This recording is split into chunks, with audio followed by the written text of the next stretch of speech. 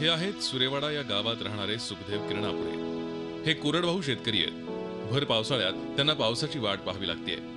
हीच परिस्थिती आज भंडारा जिल्ह्यातील बहुतांश कोरडवाहू शेतकऱ्यांची आहे। एकट्या भंडारा जिल्ह्यात तब्बल 1,82,000 हेक्टर एवढं क्षेत्र धान लागवडीखाली आहे। जून महिन्यात पाऊस जोमात बरसल्यानंतर जिल्ह्यातील शेतकरी शेतीच्या कामात व्यस्त झाला।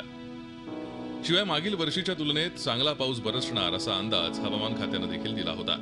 मात्र आता सप्टेंबर महिना उजाडला असून आतापर्यंत फक्त 64% इतका पाऊस झालाय।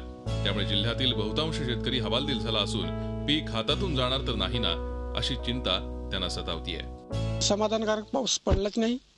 एकदा फक्त आखाडीला पाऊस पडला तेव्हापासून पावसाचा पत्ता नाही ना। आता शेतकऱ्यावर आमच्या सारख्यावर आत्महत्या करायची स्थिती आहे।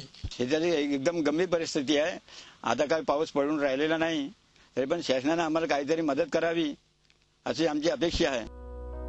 दरवर्षी भंडारा जिल्ह्यात साधारणतः 1300 मिलीमीटर इतका पाऊस पडत असतो। मात्र गेल्या वर्षीच्या तुलनेत आतापर्यंत फक्त 711 मिलीमीटर इतकीच पावसाची नोंद झाली आहे। असं असलं तरी स्थिती समाधानकारक असल्याचा दावा कृषी विभागाने केलाय। आता जो भात आहे भंडारा जिल्ह्यामध्ये आजची जर परिस्थिती बघितली तर ती समाधानकारक आहे।